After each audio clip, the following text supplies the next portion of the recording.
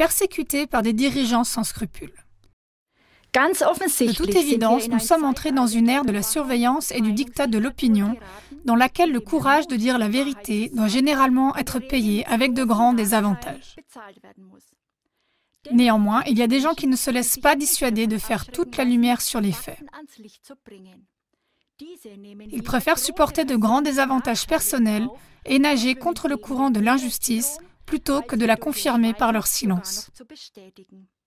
De leur nombre est Julian Assange, le fondateur de Wikileaks, qui a dévoilé entre autres des programmes de surveillance des services secrets américains de la CIA et de la NSA, de nombreux crimes de guerre américains et de nombreux cas de corruption. Depuis lors, il fuit le gouvernement américain qui veut l'accuser d'espionnage. Pour Assange, cela pourrait signifier 45 ans de prison ou même une condamnation à mort. En 2012, Assange s'est réfugié à l'ambassade d'Équateur à Londres.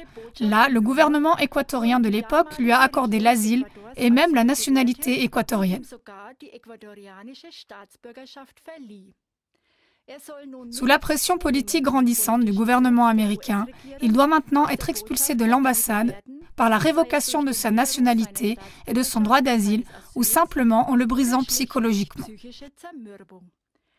Cela entraînerait inévitablement son arrestation et son extradition. Depuis 2010, Assange vit sans accès aux soins de santé de base et depuis avril 2018, il est strictement isolé comme en isolement carcéral. Sa santé se détériore rapidement. Sa mère rapporte : Mon fils est en danger de mort à cause de la brutale persécution politique de dirigeants sans scrupules dont il a courageusement publié les crimes et la corruption en tant que chef de Wikileaks. Chers téléspectateurs, quel prix gigantesque cet homme courageux paye pour son service de dévoilement venu du cœur.